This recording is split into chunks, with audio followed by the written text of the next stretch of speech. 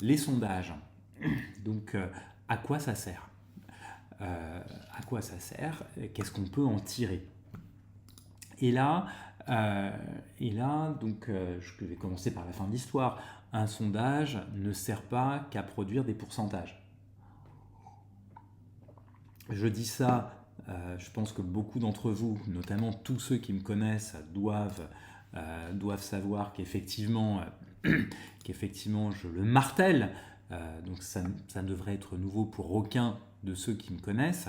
Ça fait des années que je le dis toujours à mes étudiants de manière systématique, et pourtant, ça n'a pas l'air d'être évident pour tous les étudiants. C'est-à-dire que trop souvent, on voit des étudiants qui se contentent de donner des pourcentages. X% de répondants disent telle chose à telle question. X% de personnes répondent telle chose à telle question. Bon, pas très intéressant en soi, hein, je dois dire.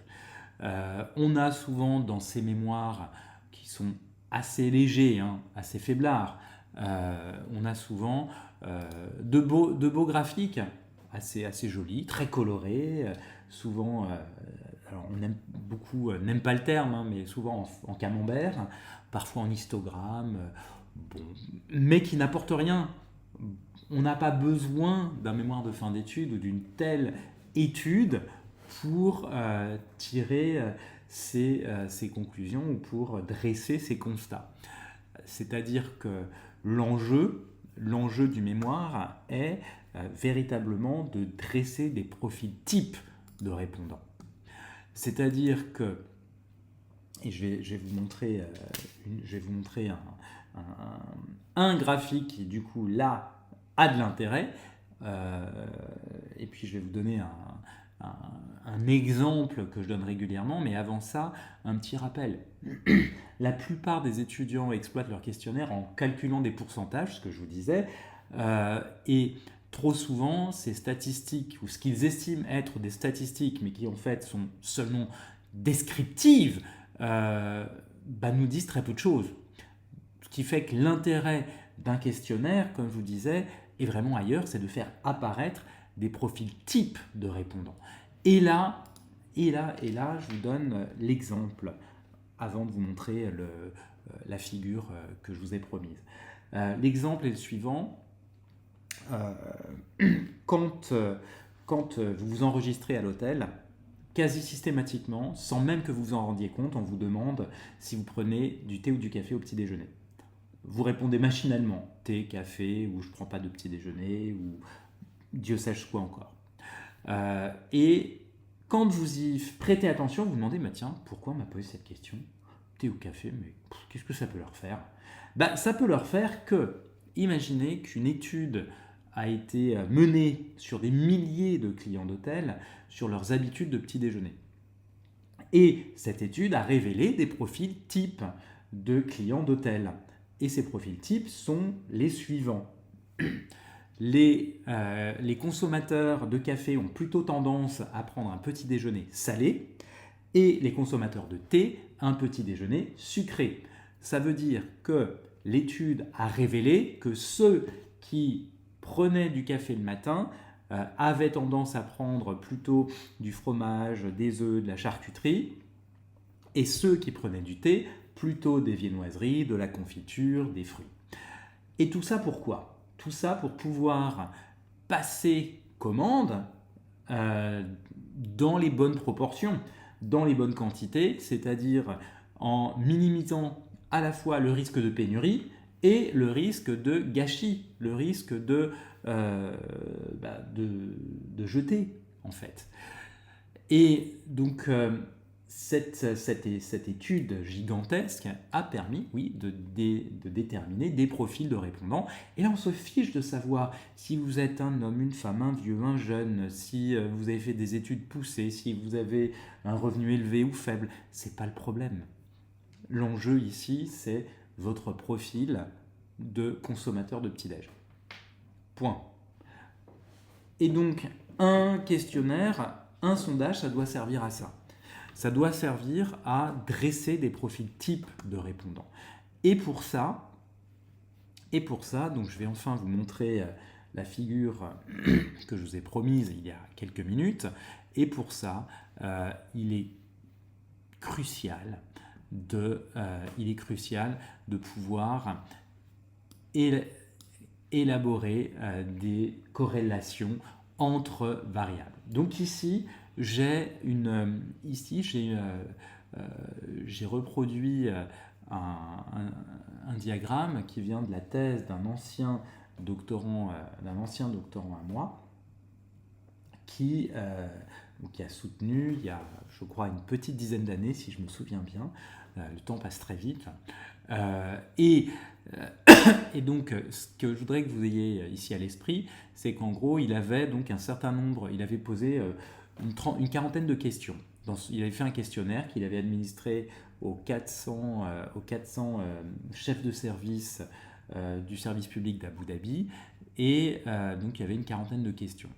Et il a identifié sur toutes les questions, vous voyez avec le E, il avait identifié donc toutes les corrélations. Donc ça veut dire qu'en gros vous avez 40 fois 39, donc vous avez un petit peu moins de 1600 corrélations, en gros vous en avez 1540 très exactement, et sur les corrélations, il a retenu celles qui étaient statistiquement significatives. Et donc ce sont celles qu'on voit ici avec les flèches. Et il se trouve que ces corrélations, donc c'est ce qui donne ensuite les M, de M1 à M19. Et il a ensuite étudié ces corrélations avec une autre variable médiatrice qui en fait devait faire le pont entre ce qu'il étudiait et autre chose. Et ceci a donné lieu à de nouvelles corrélations que vous trouvez ici dans toutes les flèches qui vont de M1 à M19 à JM. Et ensuite, il a identifié une autre, donc c'était la variable qui faisait le lien avec une autre ici, qui elle-même était reliée à d'autres pour lesquelles il a étudié les corrélations. Et tout ceci, en fait, devait lui permettre de dresser des profils types. Alors en l'occurrence, il s'intéressait à l'impact d'une éthique professionnelle islamique sur la motivation au travail et sur la satisfaction au travail. Et il a identifié 3 profils de pratiquants ou de fonctionnaires qu'il a pu extraire de tout ça. Donc ce que je voulais dire par là, c'est que le questionnaire, ça doit faire bien plus que juste des pourcentages, des diagrammes. Ça doit nous permettre d'arriver ici à ces corrélations finales qui sont celles de S1 à S10, qui en fait sont vraiment importantes. Pour lui, c'est-à-dire celles qui statistiquement méritaient qu'on s'y intéresse de près. Alors, compte tenu de ça, j'arrête le partage un instant. Je reviens sur autre chose. Donc, compte tenu de ça, ce que je vais voir avec vous aujourd'hui, ça va être l'illusion des pourcentages et ce que le questionnaire peut vraiment révéler. Donc, je vous ai déjà donné un avant-goût, mais on va voir ça avec des sondages qui fleurissent depuis les municipales. C'est-à-dire que les élections municipales sont à peine passées que déjà on nous parle de la présidentielle de 2027. Et c'est là que ça va être, je pense, intéressant de discuter des sondages. Donc je reviens sur les sondages et je vais commencer par celui-ci. Un sondage ELAB pour BFM TV et la Tribune Dimanche, paru le 28 mars, donc moins d'une semaine après le deuxième tour des municipales. Et donc ce sondage qui nous dit, qui reprend les scores déjà des élections présidentielles de 2017 et de 2022, pour commencer, d'accord, et là, qui ensuite s'intéresse à l'élection de 2027. Bon, jusque-là, pas de grosse surprise. Bon. Et là, donc le RN serait nettement en tête au premier tour, forte hausse d'Édouard Philippe, qui se détache pour la deuxième place. Bon, jusqu'à présent, rien de très nouveau, tout ça, on l'entend constamment. Mais normalement, on devrait avoir ici, voilà, là, on a des chiffres.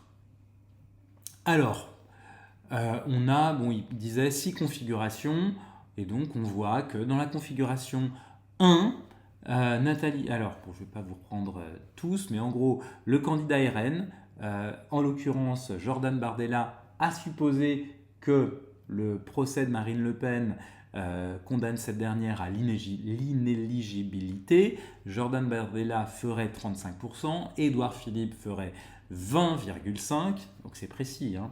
Tandis que Jean-Luc Mélenchon et Raphaël Glucksmann feraient chacun 10,5%, et je ne vous fais pas tous les autres, hein. Et donc configuration 2, dans le cas où Marine Le Pen aurait remporté son procès, le procès des assistants parlementaires du Front National, hein. Eh bien là, elle ferait moins bien que Jordan Bardella avec 31,5%. Édouard Philippe passerait à 22%. Le candidat du PS, qui serait peut-être François Hollande, passerait à 8,5%. Jean-Luc Mélenchon à 11,5%. Bon, je ne vous fais pas tous les cas de figure, pas les 6, mais tout ça pour dire que ici, qu'est-ce qu'on voit en fait? Moi, ce que j'ai l'impression de voir ici, très sincèrement, c'est de la conjecture. De la conjecture pure sur un échantillon de combien de personnes, je crois qu'ils avaient indiqué leur méthodo, échantillon de 1504 personnes, dont 1422 inscrits sur les listes électorales. Alors, moi, il y a un truc qui me gêne ici, c'est l'idée que des personnes qui ne sont pas inscrites sur les listes électorales, donc qui ne votent pas, soient dans l'étude. Donc déjà, c'est susceptible de fausser une partie des résultats. Donc on a 1500, j'ai oublié le chiffre exact, mais en gros 1504. 4, ça fait la différence, hein. Donc 1504 personnes qui nous répondent un certain nombre de choses. Donc on voit que sur 1504 personnes, dont une soixantaine ne sont pas électeurs, 35% voteraient pour Jordan Bardella dans la configuration 1. Mais on n'en sait pas plus. Qu'est-ce que ça nous apprend? Pas grand-chose. Enfin, en gros, des choses qu'on voit régulièrement, mais qui en fait nous renseignent assez peu, hein. Alors après, on voit sensiblement la même chose de manière plus jolie. Vous voyez, je vous parlais tout à l'heure d'histogramme. Donc là, c'est plus digeste, mais ça ne nous renseigne pas plus, hein. En gros, mais qui sont ces électeurs? Qui seraient les électeurs de Jordan Bardella? Qui seraient les électeurs d'Édouard Philippe? Qui seraient les électeurs de Raphaël Glucksmann? Qui seraient les électeurs de Jean-Luc Mélenchon? On ne sait pas. On ne sait pas. Et donc, là, il nous indique la marge d'erreur et où on se situe dans la marge d'erreur. Alors là, cette diapo ici, très honnêtement, elle est ajoutée parce que depuis un certain 21 avril 2002, les sondages ont été accusés de toujours se tromper, et souvent de manière très significative. Si vous vous souvenez, le 21 avril 2002, Lionel Jospin, qui était pourtant pressenti pour être le premier au premier tour de l'élection présidentielle face à Jacques Chirac, est arrivé 3e, après Jean-Marie Le Pen. Et aucun sondage ne l'avait vu venir. Alors, la différence entre Jean-Marie Le Pen et Lionel Jospin était infime, suffisante pour être dans la marge d'erreur.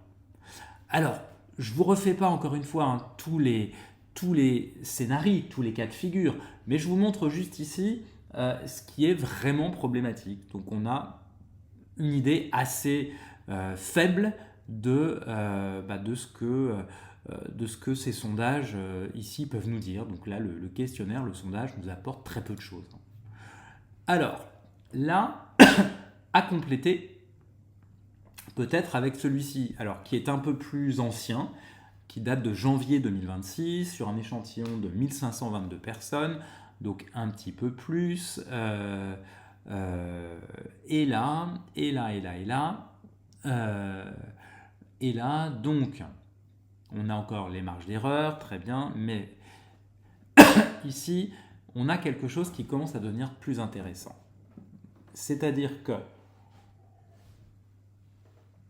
on n'est pas sur les intentions de vote qui sont figées et qui sont figées et un peu arbitraires.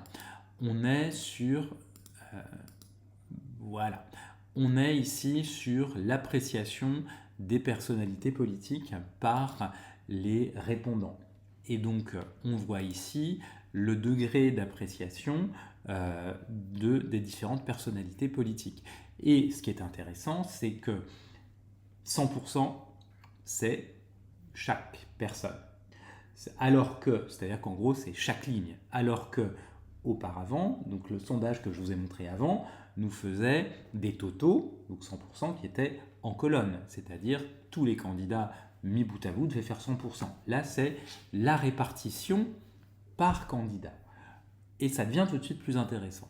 Donc, on voit grosso modo sur le degré d'appréciation, Jordan Bardella fait l'objet quand même d'un rejet assez significatif. 58% ne l'apprécient pas. Alors, vous me direz, oui, mais alors les autres ne sont pas beaucoup plus appréciés. Ce en quoi vous n'avez pas tort. Mais, chose intéressante, un Bruno Retailleau qui, dans le sondage d'avant, était donné à pas grand-chose, je crois à 4% et demi, finalement, il est moins rejeté que Jordan Bardella. Pas de beaucoup, hein, moins rejeté. Si on continue, Gabriel Attal, lui, fait l'objet d'un rejet à 65%, comme Édouard Philippe à 66%, donc des 2/3 des participants à l'étude. Ce qui voudrait dire, si on met ça en regard de l'autre sondage, où Édouard Philippe arrivait deuxième avec environ 20% des voix, ce qui voudrait dire que malgré un rejet, Édouard Philippe serait susceptible de faire l'objet d'un vote stratégique, d'un vote utile, possible. Ça voudrait dire, peut-être, si on croise les deux sondages, que Édouard Philippe donc, serait considéré comme un refuge, comme probablement l'un des rares, sinon le seul, capable de l'emporter au second tour face à n'importe quel autre candidat. Et j'insiste ici sur n'importe quel autre.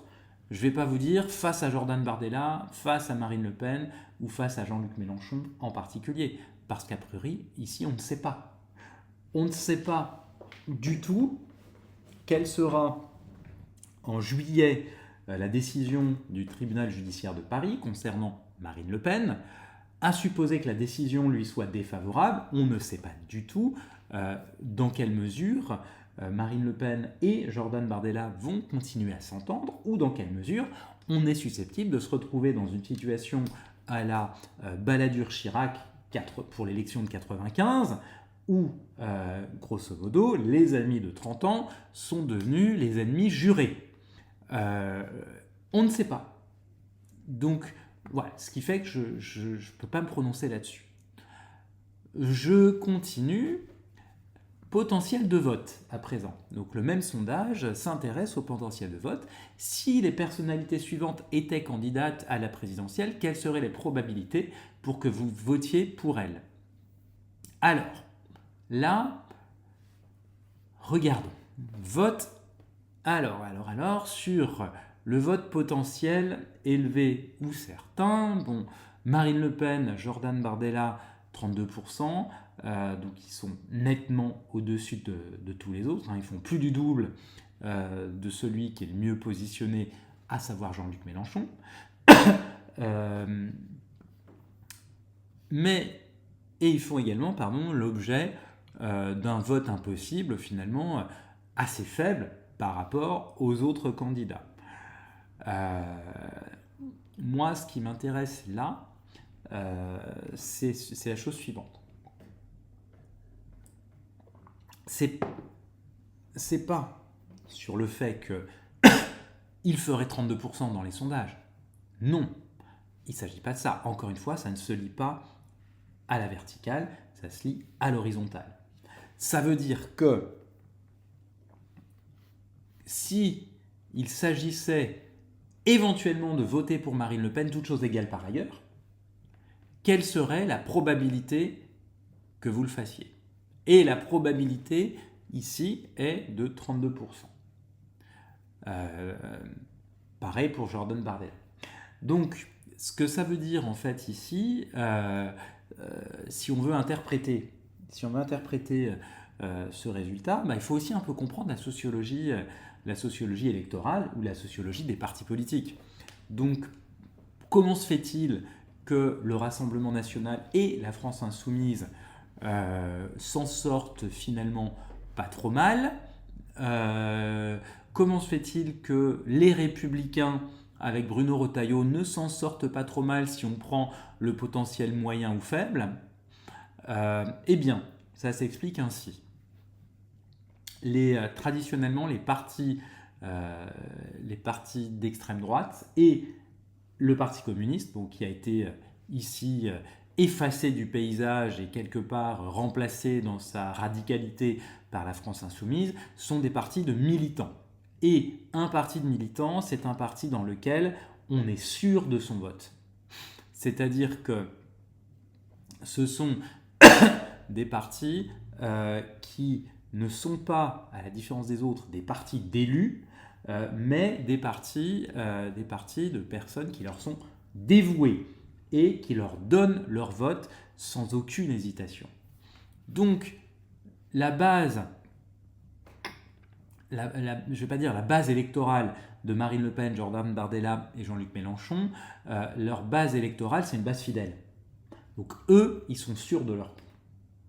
C'est ça qui nous permet aussi de comprendre comment ça se fait qu'il y ait 32% ici, 14 ici, enfin 14 plus 9, on va dire 32 plus 9, donc 41, 14 plus 9, 23 pour Jean-Luc Mélenchon, qui soient à peu près sûrs de leur coup. Et quant à Bruno Retailleau, alors là, ça peut paraître une bizarrerie. Comment se fait-il que 32% de l'électorat soit à peu près certain de voter pour lui? Bien là, il y a probablement dans le cadre de Bruno Retailleau un positionnement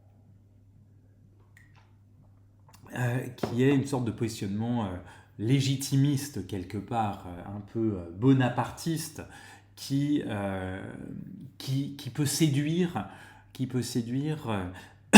chez les personnes âgées, dans les classes un petit peu plus conservatrices, et qui, pareil, et c'est ça qui est important, sont des profils qui votent et qui sont sûrs de leur vote. Donc là, autre type de population, pas des militants, mais des légitimistes qui votent. Donc ça, c'est ce qui nous permettrait de comprendre ici, c'est ce que, quelque part, peut nous enseigner ce sondage. Alors, ensuite, je ne vais pas tous vous les faire, mais on va regarder, selon vous, qui serait le meilleur candidat pour porter la candidature du Rassemblement national à la prochaine élection présidentielle? Marine Le Pen, Jordan Bardella, pas d'opinion. Bon, ici 25-23, compte tenu de la marge d'erreur, ça veut dire c'est exactement pareil. On ne sait pas. Bon, je ne vais pas vous refaire tout ici, mais parce qu'on a ici un accent particulier porté sur Marine Le Pen ou Jordan Bardella, et c'est pas l'objet de ce que je voulais voir avec vous aujourd'hui. Je voulais vous montrer déjà des enjeux du questionnaire et de ce qui se passe quand on essaye de rendre intelligible le résultat d'un questionnaire au-delà des pourcentages. Et donc là, je vais vous montrer un troisième.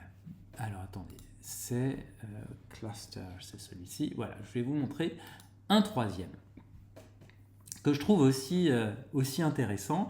Donc un sondage qui date du 13 avril 2026, donc il a tout juste 2 semaines.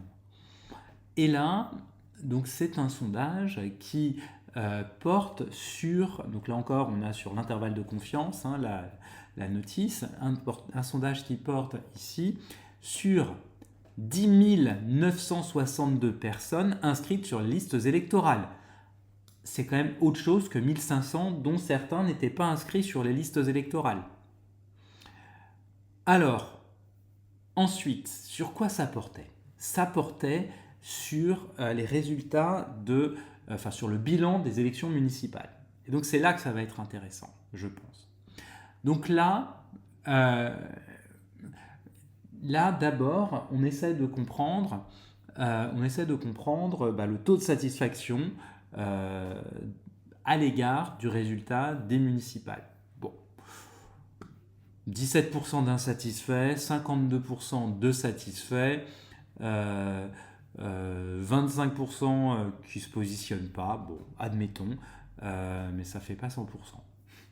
Bon, 17, 52 et 25, oui, il en manque. Bon, c'est pas grave. Alors, ce qui va être plus intéressant maintenant, c'est qu'on commence à entrer dans les profils types, dans les profils de répondants. C'est-à-dire que, sociologiquement, on sait que la taille de la commune a une influence notoire sur la conduite de l'action municipale, sur la proximité du maire et de ses administrés. Je ne sais plus qui disait que le maire, c'est l'élu qui est à portée d'engueulade. Et donc c'est particulièrement vrai dans les communes de moins de 1000 habitants et dans les communes, grosso modo, jusqu'à 10 000 habitants. Au-delà, ça devient plus compliqué d'avoir facilement accès à son maire. Donc on a aussi une chose à avoir à l'esprit, qui est que dans les communes jusqu'à, alors ça a changé, mais jusqu'à 20 000 habitants, mais là ça a changé, c'est passé à 10, hein, mais en gros jusqu'à 10 000 habitants, les élections sont assez peu politisées, ou les enjeux électoraux sont assez peu politisés, et dans les communes de taille supérieure, là ça l'est davantage. C'est là que l'étiquette politique peut compter, voire peser. Et donc, sur le taux de satisfaction, on va regarder. Je ne vais pas prendre ligne par ligne, hein, on est bien d'accord. Mais on va prendre simplement, je vais prendre la note moyenne pour commencer, simplement. Alors, la note moyenne sur toute la France, 6,4, ce qui veut dire que, en gros, satisfaction moyenne, voilà, pas terrible. Et on voit que la satisfaction est quand même la plus élevée dans les communes de moins de 1000 habitants et la plus faible dans les communes de plus de 100 000 habitants, et que la tendance est mécaniquement décroissante avec la taille de la commune. Plus la taille de la commune croît, plus l'insatisfaction croît également. Bon, jusque-là, c'est une chose qu'on observe. Après, on peut affiner colonne par colonne. Mais ça veut dire quoi ici? Ça veut dire que dans les communes où l'enjeu électoral est politisé, type, alors je vais vous en prendre quelques-unes, hein. Grenoble, où Éric Piolle ne se représentait pas et où la sœur de François Ruffin se présentait comme successeur d'Éric Piolle. Paris, où Anne Hidalgo ne se représentait pas et où il y avait son dauphin déchu, mais finalement intronisé par lui-même, Emmanuel Grégoire, Pierre-Yves Bournazel, soutenu par Gabriel Attal, ancien Premier ministre, et Rachida Dati, soutenu par ailleurs par toutes les autres formations du socle commun, on avait grosso modo politiquement un sac de nœuds. On s'est retrouvé également, si vous vous souvenez, à Paris, avec un deuxième tour qui finalement a opposé simplement Rachida Dati et Emmanuel Grégoire, et Sophia Chikirou, bien sûr, pour la France Insoumise, et c'est ça qui est intéressant, deux listes qui étaient qualifiées pour le second tour se sont désistées. Sarah Knafo pour faire barrage à Emmanuel Grégoire. Pierre-Yves Bournazel, sa liste a fusionné avec celle de Rachida Dati. Évidemment, l'insatisfaction ici, dans les grandes villes, hein, si on prend Paris, l'insatisfaction tient à quoi? Eh bien, elle tient probablement au fait qu'il y a eu des arrangements politiques qui ont été vécus comme des magouilles, quelque part, des magouilles d'appareils qui n'ont pas complètement permis une représentation fidèle des idées des électeurs. Donc moi, alors je ne suis pas le seul, hein, mais je dirais, moi c'est comme ça que je le comprends ici. Pareil si on prend Lyon.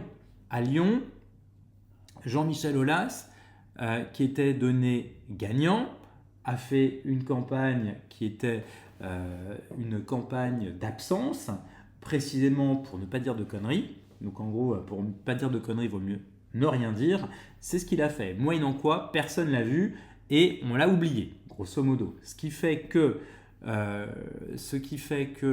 le maire de Lyon, Grégory Doucet, c'était à Bordeaux. J'ai oublié son nom. Donc le maire de Lyon écologiste a été réélu, sachant qu'il était très impopulaire. Donc vous vous retrouvez avec un résultat au goût amer dans la ville de Lyon. Je ne vais pas toutes vous les refaire, mais vous avez à Grenoble également le même type de problème, à savoir, à Grenoble, vous aviez la majorité d'Éric Piolle largement contestée, mais c'est normal, il était là depuis 2014, donc au bout de 12 ans, forcément vous vous usez. Avant lui, Michel Destaut, qui était resté 19 ans, oui, a vécu l'usure du pouvoir.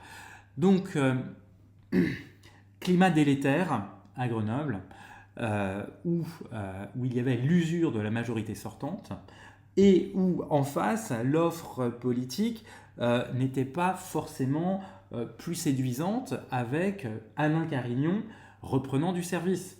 Donc, Alain Carignon, ceux qui ont moins de 30 ans ou de 40 ans ne le connaissent pas. Donc Alain Carignon avait été élu maire de Grenoble RPR au premier tour en 1983.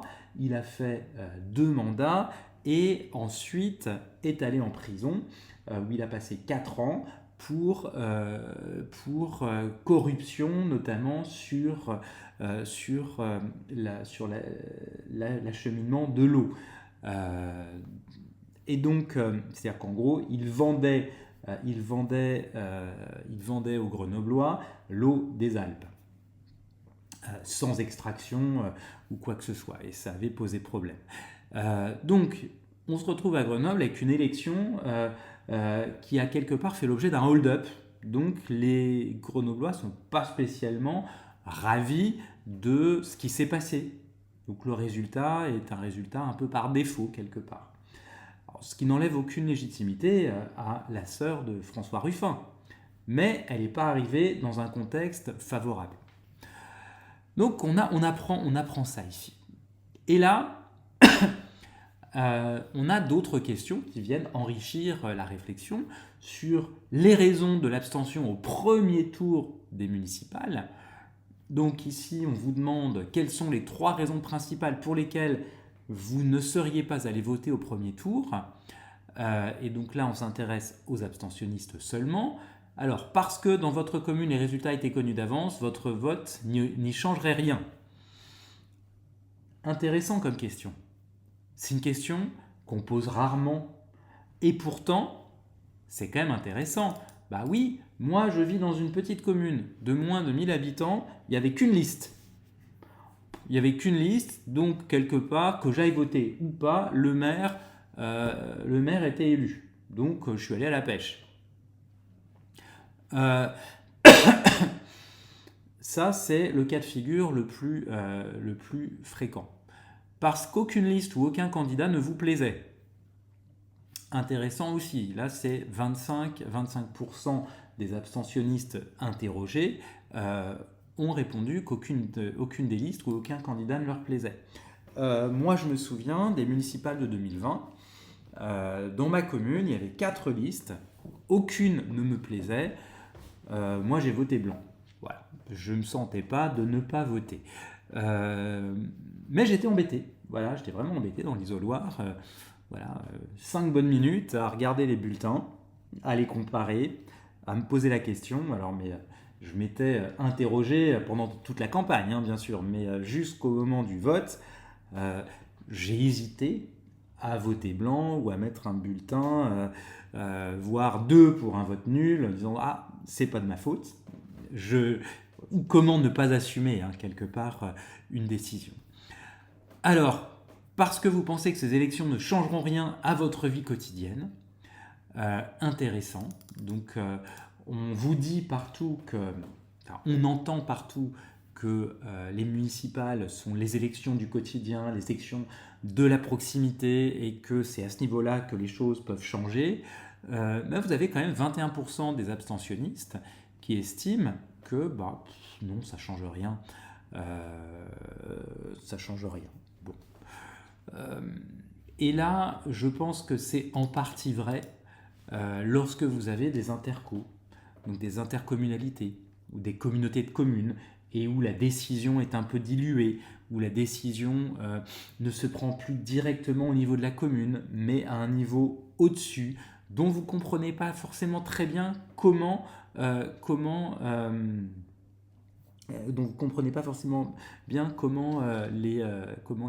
les élus sont désignés. Ensuite, il y a eu cette année aussi un changement de mode de scrutin dans les petites communes de moins de 1000 habitants. C'est-à-dire qu'auparavant, ces communes, jusqu'en 2020, pouvaient faire ce qu'on appelle le panachage, c'est-à-dire sur la liste, changer les noms. Vous pouviez rayer des noms, vous pouviez écrire les noms des personnes que vous vouliez voir élues, et en fait, étaient élus ceux qui recueillaient le plus de suffrages exprimés, quitte à ce qu'ils n'aient eux-mêmes pas été candidats. Donc je trouve que c'était intéressant. Et là, effectivement, depuis les élections municipales de 2026, ça n'est plus possible. Et je me souviens avoir entendu des entretiens le jour J d'un certain nombre d'habitants de ces communes qui étaient très mécontents parce qu'ils disaient mais on nous enlève un droit démocratique et on ne comprend pas pourquoi. Et à ce moment-là, pourquoi est-ce que nous on irait jouer le jeu démocratique quand on nous enlève notre droit de l'exercer? Donc là, on peut comprendre. Alors, je ne vais pas vous faire toutes les diapos ni toutes les lignes, mais ce que je voulais vous montrer ici avec ces quelques sondages, c'est que un sondage, c'est quand même plus que simplement un pourcentage. J'espère que vous l'aurez bien senti. On a vu un certain nombre de pourcentages au début, notamment sur la présidentielle de 2027. Donc les municipales sont à peine digérées que déjà on échafaude des plans sur la comète pour 2027. On ne sait même pas qui seront les candidats pour 2027 et on fait déjà des sondages, on a déjà des chiffres de qui est susceptible d'avoir quel score, ce qui est quand même assez cavalier. Enfin, moi, ça me laisse songeur, quelque chose comme ça. Et donc, il me semblait important de vous montrer aussi d'autres types de sondages qui, eux, essayent d'amener des éléments d'information complémentaires pour qu'on puisse donner du sens aux chiffres qu'on a pu obtenir du principal sondage, ou en tout cas du premier. Et là, donc, ce que je souhaite faire passer lourdement comme message ce soir, ça va être 3 choses. D'abord, un pourcentage n'est presque jamais un résultat scientifique. Le pourcentage n'a aucune valeur en soi. Il n'a de valeur en soi que s'il est comparé à autre chose, que s'il est expliqué par quelque chose. La deuxième chose, un questionnaire sert avant tout à distinguer des profils, à dresser des idéotypes de répondants. Repensez à ce que je vous ai dit à propos du petit-déj à l'hôtel. Le troisième enseignement pour ce soir, c'est que la vraie question, c'est pas de savoir combien pense ceci, combien pense cela, mais qui sont ceux qui pensent telle ou telle chose. Quel est leur profil ? Et c'est ça qu'un bon sondage doit pouvoir mettre en évidence. Un mauvais sondage, c'est un sondage qui ne nous donnera que des chiffres bruts, présentés prétendument comme des résultats souvent relevant du scoop ou de la nouveauté, la chose inattendue, alors qu'en fait, on est quand même loin du compte. Donc tout ceci pour vous dire que les sondages sont toujours à conduire avec non pas seulement de la prudence, mais avec une très grande rigueur. L'enjeu étant d'aller au-delà du pourcentage, au-delà du diagramme, de l'histogramme, du camembert, et l'objectif du sondage étant de nous dire qui et éventuellement de nous expliquer comment ça se fait. Non pas pourquoi, qui impliquerait un lien de cause à effet, mais comment ça se fait, c'est-à-dire comment est-ce qu'on pourrait raisonnablement expliquer le phénomène qu'on observe avec le sondage, comment est-ce qu'on pourrait expliquer ces profils types. Donc voici ce que j'avais à partager avec vous pour ce soir. J'espère que ça vous a plu. Donc la semaine prochaine, je serai ravi de vous revoir pour vous parler de ce que permettent vraiment les données. Et là, on sera au-delà simplement des sondages. On parlera de manière plus large des résultats qu'on peut obtenir avec les données qu'on aura produites.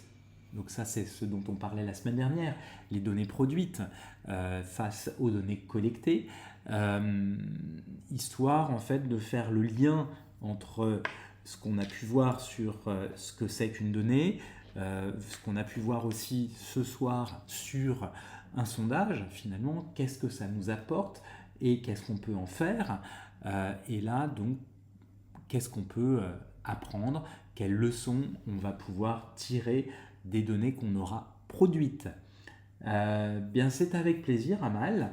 Donc j'espère que ça vous a plu. Je vous remercie de votre participation ce soir. Je vous remercie toujours de votre assiduité, de votre régularité. Je vous souhaite donc une très bonne soirée, une très bonne semaine et donc à lundi prochain, sachant que nous aurons peut-être des éléments du procès opposant Sam Altman à Elon Musk et peut-être des bouleversements majeurs dans le monde de l'IA, et s'il y en a, peut-être bien des bouleversements auxquels je n'aurais même pas pensé ce soir avec vous. Donc j'ai hâte de voir la suite des événements, notamment par curiosité forcément. Eh bien, je vous souhaite une très bonne semaine et je vous dis à très bientôt. Au revoir les amis.